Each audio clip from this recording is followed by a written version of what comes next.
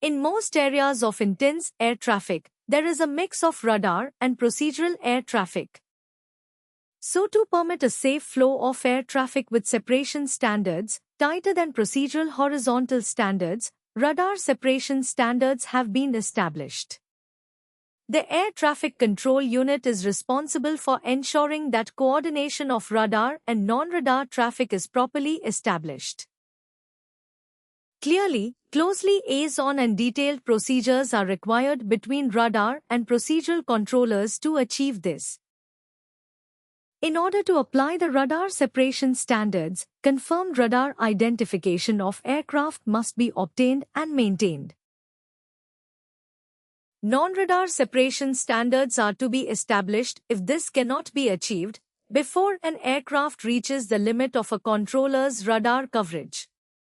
Radar separation is not applied to aircraft holding over the same point.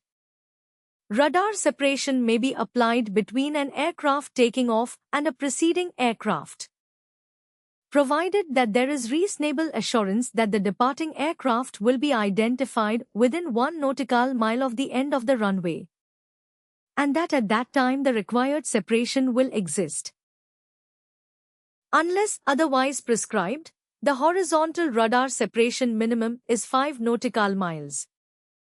Radar separation minimum can be reduced by an air traffic service authority to 3 nautical miles when radar capabilities permit. Radar separation between aircraft established on the same final approach track and within 10 nautical miles of touchdown may be further reduced to 4.6 kilometers, that is 2.5 nautical miles, if runway occupancy time for landing aircraft is not more than 50 seconds. Braking action on the runway is reported as good and occupancy times are not adversely affected by snow, ice or slush. The aerodrome controller can observe the runway in use and its associated taxiways. Wake turbulence radar separation minima do not apply. Aircraft speeds are monitored and adjusted to maintain separation. Pilots and operators know the runway must be vacated expeditiously. The procedures have been published in the state's Aeronautical Information Publication, AIP.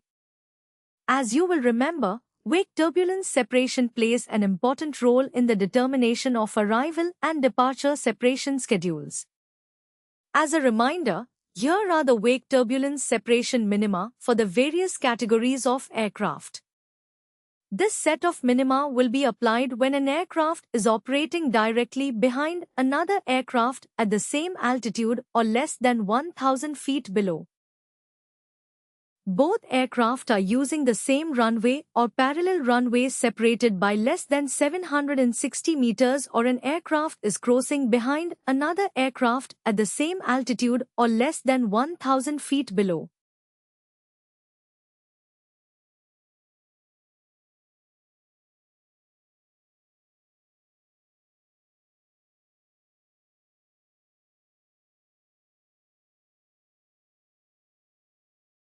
In order to manage the whole radar control and radar vectoring process, aircraft may be asked to adjust their speed as necessary to maintain maximum speed, minimum clean speed, that is, use no drag devices or a specific speed. Specific speed changes will be asked for in increments of 10 knots or multiples of 0.01 Mach. Only minor speed adjustments of not more than plus or minus 20 knots will be requested when an aircraft is established on intermediate or final approach. Speed control will not be applied after a 0.4 nautical miles from the threshold of the in-use landing runway.